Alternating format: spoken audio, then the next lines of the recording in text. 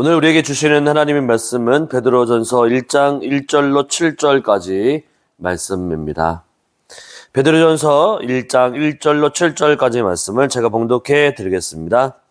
예수 그리스도의 사도 베드로는 본도, 갈라디아, 갑바도기아, 아시아와 비두니에 흩어진 나그네 곧 하나님 아버지의 미리 아심을 따라 성령이 거룩하게 하심으로 순종함과 예수 그리스도의 피 뿌림을 얻기 위하여 택하심을 받은 자들에게 편지하노니 은혜와 평강이 너희에게 더욱 많을지어다. 우리 주 예수 그리스도의 아버지 하나님을 찬송하리로다.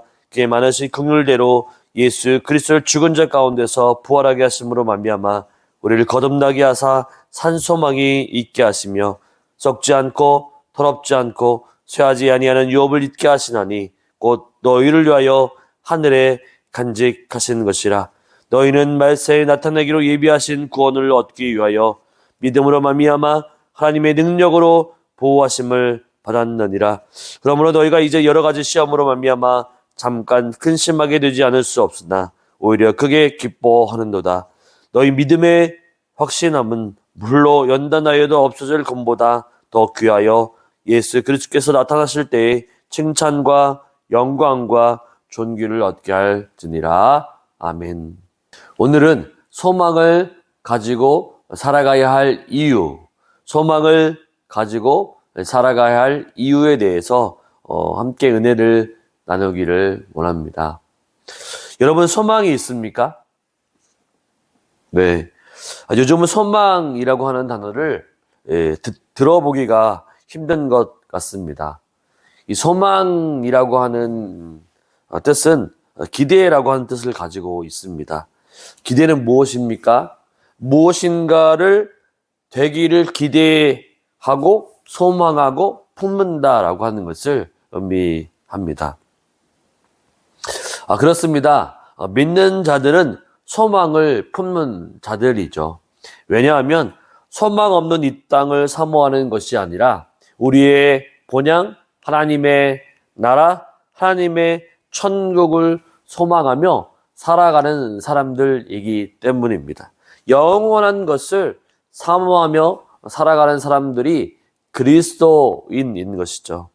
그래서 이 땅에서 잘 되지 않고 이 땅에서 부하지도 않고 또한 이 땅에서 유명한 것처럼 살지 못해도 주님을 믿고 따르고 있다라고 한다면 우리는 하나님의 나라를 소망하고 있는 자들이라고 그렇게 생각할 수 있습니다.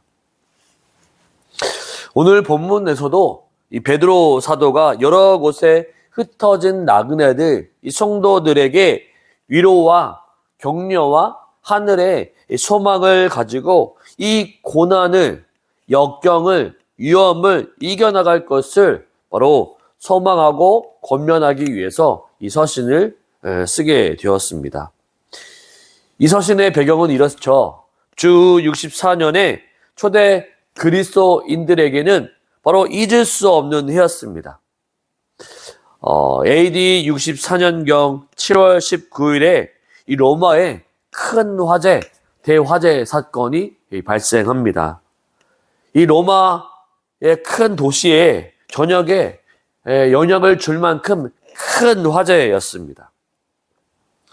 이 화재가 진압된 후에 여기저기서 이 널려진 이 폐허의 잿더미 속에서 로마 시민들의 마음은 황폐하게 될 무렵에 이 로마시에서 소문이 나는 약성 루머가 소리 없이 퍼져나가고 있었습니다.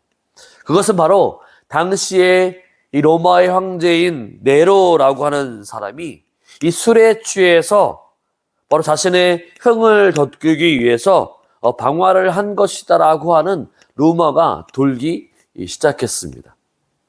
그래서 네로는 이 소문을 잠재우기 위하여 백방으로 노력했지만 효과를 보지 못했습니다.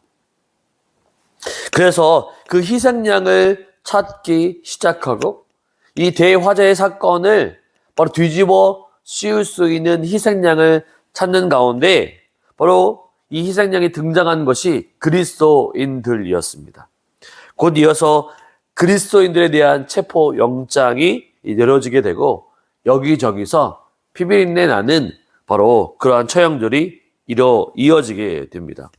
그래서 로마의 많은 믿는 그리스도인들이 바로 로마의 원형 경기장에서 십자가 처형과 화형과 그리고 동물의 밥이 되어서 끔찍한 시련을 겪게 됩니다. 그들은 박해를 견딜 수가 없게 되었고 로마시에서 살 수 없게 되었죠. 이 살아남은 그리스도인들은 그래서 박해를 피하기 위해서 카타콤이라고 하는 이 동굴로 숨어들기 시작했고 적지 않은 수의 그리스도인들은 바로 로마를 떠나서 목숨을 보존하기 위해 해외 여러 지역에 흩어져 살게 되었죠. 그래서 특별히 1절에서는 해외 여러 지역 소아시아, 지금의 터키로 흩어지게 되었습니다. 이 베드로 당시에는 이 팔레스타인의 본토의 유대인이 약 100만 명 정도였고 해외 디아스포라는 200만 명에서 400만 명 정도였다고 합니다. 이 베드로전서 4장 1절, 12절에서 13절은 바로 이런 시대적인 배경을 잘 전달해 주는 말씀인데요. 이런 말씀이죠. 사랑하는 자들아, 너희를 연단하려고 오는 불시험을 이상한 일 당한 것 같이 이상히 여기지 말고 오히려 너희가 그리스도의 고난에 참여하는 것으로 즐거워하라. 이는 그의 영광을 나타내실 때에 너희로 즐거워하고 기뻐하게 하려 함이라. 아멘. 그만큼 베드로는 위험과 핍박과 어려움 있는 그런 형제들에게 바로 즐거워하고 기뻐하면서 그 고난에 동참하고 그 영광에 참여하라고 얘기하고 있습니다. 여러분, 베드로전서 1장 1절의 편지의 서두의 수신자가 누구인지 한번 주목해 보십시오. 예수 그리스도의 사도 베드로는 본도, 갈라디아, 갑바도기아, 아시아와 비두니아에 흩어진 나그네, 곧 신앙의 박해로 말미암아 흩어진 그리스도인들의 공동체를 격려하기 위해서 이 편지가 쓰여지게 된 거죠. 이 편지의 주제는 바로 희망, 바로 소망입니다. 이런 시대의 어둠 속에서도 우리가 소망을 가지고 살아가야 한다라고 하는 뜻이죠. 절망이 아니라 죽어가고 또한 화형당하고 또 핍박 가운데 돌에 맞아서 숨지기도 하는 그런 장면들을 보면서 억울해하거나 소망이 없다라고 얘기하는 것이 아니라 그런 중에도 소망을 가지고 살아야 한다라고 우리에게 권면해주고 있는 것입니다. 사도 베드로는 이렇게 심한 박해를 받고 있는 그리스도인들이 조금 후에는 더 견디기 어려운 박해가 있을 것을 내다보면서 그들에게 위로와 격려를 통해 바로 하늘의 소망을 가지고 이 고난을 이겨나갈 것을 권면하기 위해서 이 편지를 쓰고 있는 것이죠. 그래서 베드로는 이 편지를 시작하는 첫머리에서 그리스도인들을 향하여 흩어진 나그네다라고 얘기하고 있습니다. 우리가 경험하는 고난에도 불구하고 바로 우리 공동체, 바로 교회라고 하는 공동체는 그래서 이 세상에 희망이 되는 것이죠. 절망 속에 살아가고 있는 이웃들에게 바로 우리가 희망이 되고 소망이 되어야 합니다. 베드로전서 1장 1절에 나와 있는 도시 중에 이 갑바도기아라고 하는 거의 도시 전체가 땅굴로 되어 있는 그런 도시가 있습니다. 그때 크리스찬의 생활이 참으로 어려웠다라고 하는 것을 바로 증명하고 있습니다. 그러나 베드로는 이들에게 바로 산소망, 살아있는 소망에 대해서 이야기하고 있습니다. 베드로는 모든 것을 포기하고 여기저기 흩어진 그리스도인들에게 바로 인생을 포기하지 말고 우리가 살아가야 할 이유가 있는데 그것은 바로 산 소망 때문이다. 살아있는 소망, 바로 예수 그리스도가 산 소망이기 때문에 우리가 소망을 가지고 희망을 가지고 살아가야 한다라고 권면하고 있는 거죠. 또한 우리에게도 동일하게 낙심과 우리 안에 절망과 포기함이 있을지 모르지만 우리의 산소망 대신 예수 그리스도를 의지함으로 우리는 승리할 수 있습니다. 그러면 그 산소망은 무엇일까요? 우리가 여전히 이런 근심과 절망과 좌절, 염려 가운데 있을 때 우리가 절망이 아니라 어떻게 하면 소망을 품고 살아갈 이유가 무엇이 있을까요? 첫째로는 부활하신 바로 주님이 함께 하시기 때문이라는 사실이죠. 3절 한번 보겠습니다. 3절에 보면 3절 끝부분에 우리를 거듭나게 하사 산 소망이 있게 하시며 라고 말씀합니다. 왜 우리가 고난의 날에도 기뻐할 수 있습니까? 어떻게 우리가 광야의 길을 가는데도 우리가 노래할 수 있습니까? 바로 그것은 바로 거듭남의 축복이라고 하는 거죠. 거듭나는 것이 무엇입니까? 우리가 예수 그리스도를 나의 구주 나의 영접하는 순간에 우리는 옛사람이 아니라 새사람, 바로 옛사람은 죽고 이전에 있던 죄로서의 삶의 모습은 죽고 이제 예수 그리스도로 말미암아 새사람이 되는 것, 바로 이것이 거듭남이라고 하는 거죠. 예수 안에서 새사람이 되는 것, 옛사람이 죽고 새사람으로 태어나는 것이죠. 영적으로 다시 태어나는 것입니다. 우리가 육체적으로는 이 세상에서 태어날 때 우리는 죄로 말미암아 바로 절망을 안고 태어난 것입니다. 그러나 영적으로 다시 새롭게 태어나는 순간 우리는 예수 그리스도로 말미암아 새 소망을 안고 태어나는 것입니다. 하나님의 긍휼을 입은 것이죠. 예수님의 죽으심과 부활하심의 은혜를 덧 입는 것입니다. 성령 안에서 새로운 우리가 피조물이 되는 것이죠. 이것이 우리가 고난 가운데서도 기쁨으로 찬송해야 할 이유입니다. 이런 이야기가 있습니다. 영국의 목공소에서 일하던 가난한 청년이 바로 전도를 받고 예수님을 영접하게 되었습니다. 갑자기 그에게 인생의 소망과 의욕이 넘쳐나게 되었습니다. 열심히 한 10년 일하고 난 후 그는 드디어 가구의 제조업을 경영하는 사장이 되었습니다. 이제 돈도 있고 명예도 있고 모든 것을 갖게 되었죠. 어느 날 그가 자기 공장 뒤편에 있는 언덕을 산책하다가 널찍한 바위를 발견하게 되었습니다.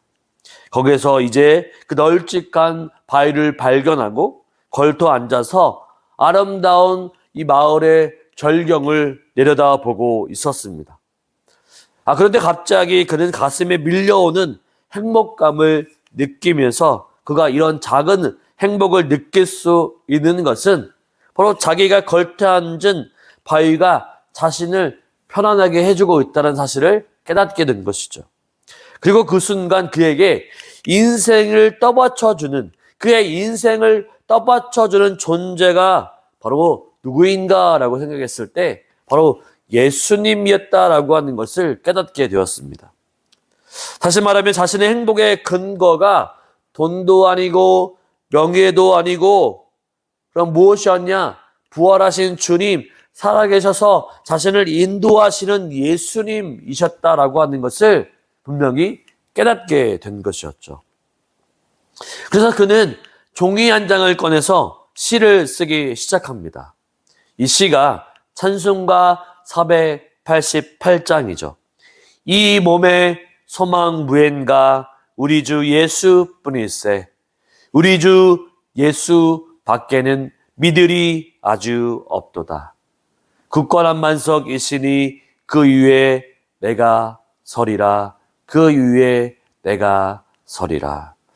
그렇습니다, 여러분. 우리가 험난하고 어려운 상황 가운데서도 절망하지 않고 낭망하지 않고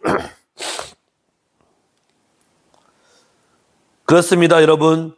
우리가 험난하고 어려운 상황 속에서 절망하지 않고 낭망하지 않고 살아갈 이유는 바로 예수 그리스도입니다. 예수 그리스도가 내 구주가 되시고 내 반석이 되시고 내 전부가 되시기 때문에 우리는 안전하게 거할 수 있는 것이죠. 밖에 시험이 오고 절망적인 상황이 우리를 덮친다 할지라도 우리를 안전하게 해주시는 분은 바로 예수 그리스도라는 사실을 우리는 분명히 할 때 우리는 소망 가운데 나아갈 수 있습니다. 이 사실을 믿고 살아가실 수 있는 저와 여러분의 삶이 되시기를 주님의 이름으로 축원을 드립니다. 두 번째는 우리가 여전히 이런 근심과 절망과 좌절, 염려, 곤고한 세상 가운데서 희망을 갖고 살아갈 이유가 무엇입니까? 두 번째는 하늘나라의 기업을 예비해 주셨기 때문이죠. 우리가 소망을 갖고 살아갈 이유 하나는 주께서 주의 백성들을 위하여 이 땅의 기업이 아닌 영원하고 참된 하늘의 기업을 우리에게 주셨다라고 하는 거죠. 4절 한번 읽어보겠습니다. 썩지 않고 더럽지 않고 쇠하지 아니하는 유업을 잊게 하시나니 곧 너희를 위하여 하늘에 간직하신 것이라. 아멘. 하늘나라의 소망이야말로 우리가 가지고 있는 확실한 보증된 기업이라고 하는 것이죠. 성경은 천국의 기업만은 이 땅의 기업과 이 땅의 모든 것들은 썩어지고 없어지고 우리가 가지고 가지 못할 것이지만, 그러나 바로 하늘의 기업, 천국의 기업은 썩지 않고 더럽지 않고 쇠하지 않은 영원한 기업이라고 주님은 말씀하고 있는 거죠. 왜냐하면 세상에 바람이 흔들어댈 수 없는 하늘의 예비된 기업이 바로 주님이 예비하신 기업이기 때문입니다. 우리가 구원을 받게 되므로 하늘의 기업, 천국을 우리가 상속받게 되는 거죠. 그 내용이 어떤 것인지 설명하고 있습니다. 우리가 구원으로 얻은 하늘의 기업은 썩지 않고 더럽지 않고 쇠하지 않는 것이죠. 여러분, 썩지 않는다라고 하는 것은 무엇을 얘기하는 것일까요? 바로 죽음과 부패로부터 보호되는 것을 의미합니다. 이것은 온전한 기업을 얘기하는 거죠. 이 세상의 모든 것들은 썩어지고 낡아집니다. 옷도 보십시오. 옷도 1년, 2년, 5년, 10년이 가면 썩어지고 낡아집니다. 아파트도요. 새 아파트도 있지만 낡은 아파트 3, 40년이 되면 낡게 들고 닳아 없어지게 되는 것이죠. 아무리 좋은 차도 얼마 후에는 헌차가 됩니다. 아무리 잘생긴 사람도 늙으면 똑같습니다. 바로 세상의 재산 중에 썩지 않는 것이 있을까요? 혹시 썩지 않는다고 할지라도 죽음으로부터 보호받는 것이 있을까요? 아마도 없을 것입니다. 이 세상에서 아무리 바로 많은 재산을 가지고 있다 할지라도 일단 우리가 죽게 되면 우리는 다 놓고 가야 하는 것이죠. 또한 더럽지 않는다라고 하는 것은 무엇입니까? 도덕적으로 부정으로부터 보호되는 것을 말합니다. 이것은 바로 거룩한 기업이라고 하는 거죠. 아무리 좋은 것이라 하더라도 더러우면 버려야 합니다. 더러운 것은 바로 다른 것도 더럽히기 때문이죠. 쇠하지 않는 것은 무엇일까요? 자연과 시간으로부터 보호되는 것을 의미합니다. 하지만 바로 화무, 시비롱이라고 하는 한자어가 있는데, 바로 아름다운 것도 열흘이 지나가면, 열흘이라고 하는 시간이 지나가면 바로 시들어진다라고 하는 거죠. 권세도 10년을 가지 못합니다. 이 세상에 아름다움과 권세는 다 꽃들처럼 시간이 지나면 다 시들기 마련이라고 하는 거죠. 하지만 성도의 기업, 하늘이 예비하신 기업은 쇠하지 않고 썩지 않고 영원함라고 말하고 있는 것입니다. 여러분 생각해 보세요. 단단한 대리석도 녹이 슬고 부스러집니다. 강력한 왕조들도 제국들도 다 붕괴되는 것이죠. 이 세상에서는 새 것이 없고 영원한 것이 없습니다. 보이는 것은 잠깐이요, 보이지 않는 것은 영원하다라고 말씀해 주고 있습니다. 이 세상 사람들이 추구하는 것들은 잠깐 보이다가 없어지는 안개와 같은 것입니다. 그러나 성도와 하늘의 기업은 녹도 슬지 않고 붕괴되지도 않습니다. 쇠하지 않는 기업이란 영원한 것을 말하죠. 천국에서 누리게 될 바로 기업만이 영원합니다. 우리 성도들에게는 영원히 변치 않는 기업, 즉 영혼의 구원을 받았기 때문에 우리는 소망이 있는 줄 믿으시기를 바랍니다. 썩지 않고 더럽지 않고 쇠하지 않은 하늘의 기업을 물려받은 성도는 지금 그 길이 험하고 어렵고 핍박을 많이 받고 눈물 나는 길이라 할지라도 바로 소망을 노래하며 나아갈 수 있습니다. 바로 이 사실을 믿고 어려움 가운데서도 하느님이 준비하시고 예비하신 하늘의 기업에 소망을 두고 살아가실 수 있는 저와 여러분의 삶이 되시기를 주님의 이름으로 축원을 드립니다. 아멘. 세 번째로 우리가 여전히 근심과 걱정과 절망, 염려, 곤고한 세상에서 희망을 갖고 살아가야 할 이유는 바로 하나님의 능력으로 보호하심을 받기 때문입니다. 우리 5절부터 7절까지의 말씀을 읽어보겠습니다. 너희는 말세에 나타내기로 예비하신 구원을 얻기 위하여 믿음으로 말미암아 하나님의 능력으로 보호하심을 받았느니라. 그러므로 너희가 이제 여러 가지 시험으로 말미암아 잠깐 근심하게 되지 않을 수 없으나 오히려 기뻐하는도다. 너희 믿음의 확실함은 불로 연단하여도 없어질 금보다 더 귀하여 예수 그리스도께서 나타나실 때의 칭찬과 영광과 존귀를 얻게 할 것이니라. 아멘. 소망을 갖고 바로 살아갈 이유는 바로 하나님의 능력이, 이 세상의 능력이 아니라 바로 하나님의 능력이 우리를 보호하고 계시기 때문이죠. 바로 성도들에게 주어진 궁극적인 소망은 바로 천국의 소망입니다. 그러나 주님은 우리에게 천국을 보정해 주신 다음에 이 세상에서 우리가 어떤 모습으로 살아가든지 그대로 내버려 두는 분이 아니라는 사실입니다. 천국을 너는 가는 거니까 네가 이 땅에서 아무렇게나 살아도 돼 라고 말씀하시는 분이 아니라는 것이죠. 이 땅 가운데 하나님의 백성이 어려움을 당할 때에도 그 어려움을 지켜주시는 분이 바로 하나님이다라고 하는 사실을 본문은 얘기해주고 있습니다. 하나님은 우리에게 선물로 주신 우리의 구원이 흔들리지 아니할 수 있도록 지켜주시고 우리의 믿음과 구원을 하나님의 능력으로 보호해 주십니다. 적어도 본문에는 하나님의 능력이 두 가지 면에서 특히 성도들에게 함께 하심을 보여주고 있습니다. 첫째는 우리의 구원이 유지되도록, 구원에서 떠나가지 않도록 하나님의 능력으로 도와주시겠다라고 하는 것이고, 또 하나는 우리가 시험이나 시련 가운데 있어서도 잘 버틸 수 있도록 하나님의 능력으로 보호해 주시겠다라고 하는 것이죠. 만일 우리가 한 번 받은 구원은 언제라도 다시 잃어버릴 수 있다고 한다면 우리의 신앙생활은 얼마나 불안할까요? 그러나 주님은 우리에게 영생의 선물을 약속하시면서 아무도 그 무엇도 우리에게서 이 선물을 뺏어갈 수가 없다라고 얘기해 줍니다.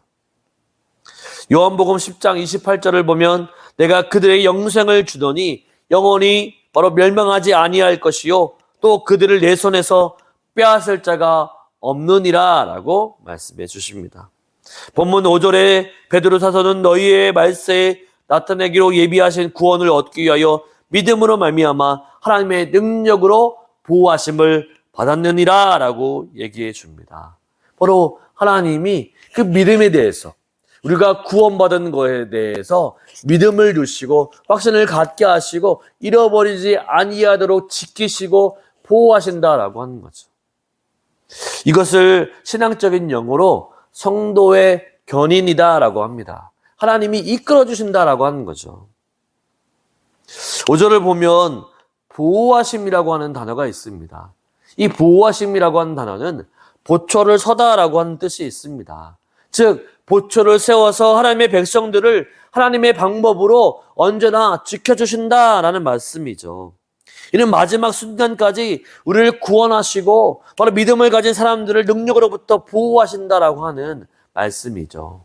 바로 상속자의 안전 보장입니다. 여기서 보호하심을 받았나니 라고 하는 것은 보호하심을 받고 있나니 라고 번역하는 것이 더욱 좋습니다. 지금도 여전히 하나님은 과거에서만 지켜주시고 보호하시는 것이 아니라 현재와 미래까지도 하나님은 보호하시고 지키신다라고 하는 것이죠. 6절을 한번 보겠습니다. 그러므로 너희가 이제 여러 가지 시험으로 말미암아 잠깐 근신하게 되지 않을 수 없으나 오히려 크게 기뻐하는도다. 그러므로 지금 여러 가지 시험을 인해서 잠깐 근신하게 된다라고 바로 얘기하고 있죠. 근데 근신하지만 크게 기뻐하노라고 권면합니다. 왜냐하면 그 시련이 우리에게 칭찬과 영광과 존귀를 가져다 주는 시험이기 때문에 잠깐 근심하게 되지 않을 수 없지만 그러나 오히려 크게 기뻐할 수 있다라고 하는 거죠. 왜냐하면 그것이 우리에게 칭찬과 영광과 존귀를 가져다 주기 때문입니다. 우리가 가진 소망을 더 영광스럽게 하는 것은 바로 시련이죠. 시련을 통해서 주님을 더 가깝게 갈 수 있기 때문입니다. 여러분, 신앙이 언제 자라나는지 아십니까? 평안할 때보다 오히려 성도들에게 고난이 있을 때 그 고난을 통해서 하나님이 어떤 분인지를 분명히 알아가는 거죠. 그래서 고난이 축복이다라고 하는 사실입니다. 고난을 통해 하나님을 더 뜨겁게 발견하고 고난을 통해 우리의 믿음이 한층 더 하나님께 나아갈 수 있는 그런 축복이기 때문이죠. 7절 읽어보겠습니다. 너희 믿음의 확실함은 불로 연단하더라도 없어질 금보다 더 귀하여 예수 그리스도께서 나타내실 때에 칭찬과 영광과 존귀를 얻게 할 것이니라. 아멘. 성도들에게 시련과 환난이 필요한 것은 바로 시련이 믿음을 재련하기 때문이죠. 따라서 성도의 환난은 오히려 믿음의 연단을 일으킨다라고 하는 것입니다. 하지만 여러분, 이 성도가 당하는 시련은 금보다 더 귀하다는 사실입니다. 그래서 어떤 분은 환난은 바로 가면을 쓴 축복이다라고 말씀하고 있습니다. 환난은 가면을 쓰고 우리에게 다가옵니다. 하지만 그 환난의 가면을 벗기고 보면 거기 축복이 숨어 있다라고 하는 거죠. 환난은 너무나도 어렵습니다. 고난도 정말로 견디기 어렵습니다. 그러나 바로 예수 그리스도의 능력으로 우리가 이기게 되면, 믿음으로 그것을 이기게 되면 큰 영광의 축복이 우리에게 다가온다라고 하는 거죠. 또한 우리가 어려움 속에도 산 소망을 가질 수 있는 이유는 무엇입니까? 바로 어려움과 시련이 우리의 믿음을 더욱더 유익하게 하기 때문이죠. 믿음이 없을 때에는 시련이 있고 절망이 있을 때 하나님을 원망하지만, 그러나 우리 안에 믿음이 있고 주님이 지켜주실 때 그 고난을 통해 우리의 믿음이 성장하는 것을 보게 됩니다.